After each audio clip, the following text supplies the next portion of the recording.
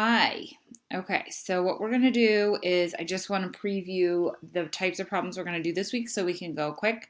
And you can always come back and review after class if you're not sure how to do some of the stuff. So what I want to first show you is an example of Hess's law problem. This is a type of problem where you're given a goal reaction that we do not know the enthalpy value for. And this is what we're trying to find. We are given a number of equations. I have 3 in this problem, but there can be more or less. And we need to basically rearrange or manipulate these 3 equations to add up to our goal. Okay, we know the 3 enthalpy values of our given equations, so we're going to work with those to figure out our goal. Okay, so the first thing I like to do is identify what parts of these reactions we need and what parts of them we don't. And I'm going to do that by circling my reactants and boxing in my product. And you can box or circle or star or do whatever you want. That's just easy for me. So there's my carbon. It does not matter that there's a no 2 here. We can fix that. We're just looking for carbon by itself. Okay, so I identified where carbon is. I identified where hydrogen is. Okay, now I need to identify where ethane is. So I need to find C2H2. I'm boxing it because it's a product. It's a product because it's on the right side of the arrow. Over in equation 1, it's on the reactant side, and that's a problem. We need to get it to the product side because we're trying to match exactly to our goal.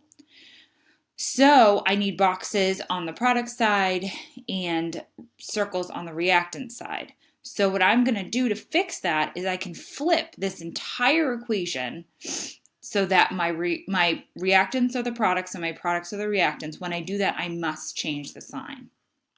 All right, so I take this equation and I flip it and I change the sign. And the reason I'm doing that is to get ethane on the product side because it's on the product side in the goal. So here it is. So look, I literally took CO2, put it here, H2O, put it here, ethane, put it here, oxygen, put it here. I kept all my coefficients the same and I switched the sign. Okay, so now I have circles where circles should go and the box where the box should go. Okay, now I need to figure out my next step. So if you look up here again, you will see that I don't need O2, I don't need CO2, and I don't need H2O. I need to get rid of them. The way you get rid of things you don't need is you have them on opposite sides of the arrow. It's like an equation. If you have a 2 on either side of a mathematical equation, they just cancel each other out. If I have, say, water as a reactant here and a product here, that will eventually cancel out when I sum these all together. And so what I need is I need to make sure that whatever I need to get rid of, CO2, O2, and H2O, are on opposite sides of the arrow and that their coefficients are the same. So if I check on CO2, well, this coefficient is not the same. It's on the product side here and the reactant side here, so it will cancel, but I have 2 here and only 1 here. So if I just canceled it now, I'd be left with 1 more in equation 1, and that's not going to work. Don't worry, because I can fix that by multiplying this entire equation and my delta H by 2. Okay? If I multiply everything by 2, here and here, that's going to fix this CO2 problem that I have. Okay, so here I did it. I just threw a 2 in front of everybody. And I multiplied 393.5 or negative 393.5 by 2. Okay, notice I kept this sign. All right, the most important thing with Hess's law is bookkeeping. Okay, so you want to make sure that you are copying things down correctly. Okay, so now I fixed my CO2 problem. So I could cancel out CO2. H2O is fine. Let's check O2. I have 5 halves here. I need to have 5 halves on this side. If we change 2 to a fraction, it becomes 4 halves. Plus 1 half is 5 halves. So this one's fine too. Okay, so now now that I have everything matched up, I can get rid of everything that I need to. I can start to do that, okay? So here, all I did from this step to this step was I just changed this into a fraction so it's easier to see, all right? So here I have, there it is. Okay, so I have my equation 1, 2, and 3. Now I can start to cross things out. So this CO2 cancels with this CO2 while I'm summing. Okay, so I'm just adding these 3 up. I can cancel out my H2Os because they're on opposite sides of the arrow and they have I have the same number of waters on either side. And last, 4 halves plus 1 half is 5 halves, which cancels here. I can cancel those out. Okay, now I'm going to just write down what's left. So I bring my 2C down, I bring down my H2, and over here all I'm left with is C2H2. So let's go back to my original equation. That matches exactly with my goal.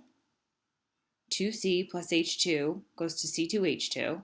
I got rid of everything extraneous, and now I just sum these numbers. So I take 1299.5, so I add negative 787, and I add negative 285.8. This here is the number that I want. That's the answer to the question. So when I'm looking for my enthalpy for this reaction, I find it by manipulating these equations. You can flip and change sign. You can multiply everything by a factor. And eventually we'll be able to get our correct answer. These can be easier, these can be more complex, but this is just an example of one way to do it. Okay, so that's one type of problem. The next type of problem we're going to do is where we use formation constants, which I want you to pause and go get your book and open to section A5. It's in the back. Okay, so once you have your book open to your appendix 2, we're going to look down the bottom of the page where your standard thermodynamic quantities are, and we're going to look up the delta H's. These are constants that were measured for the formation of these reactants and products or whatever you're given, okay? Okay, so to find my delta H reaction, we're going to sum up the products, which remember are these guys, and we're going to sum up the reactants, and then we're going to take products minus reactants, okay? So what I'm going to do first, and you can do this if you want, I don't usually do this, but I feel like it will help, is all I'm going to do is I'm going to switch so my products are in the beginning, which is where they need to be, and my reactants are now over here. So I basically turned my chemical equation into a mathematical equation. Okay? I want you to go in your book in section A-5 and look under the first column that's listed of numbers. That's your delta H. There are also delta F and S. Okay, that's Gibbs free energy and entropy, which we will do later. So right now we're just focused on the first column. So I want you to look up all of these guys and see what numbers you get. So pause and do that. These are the numbers that I find in my book. So here's CO2, negative 393.5. SO2 gas, and please be careful with your state of matter because it matters, okay? SO2 gas is negative 296.8, but I have 2 of them, so I need to multiply by 2. I'm then going to subtract my my reactants. All right, these are my reactants.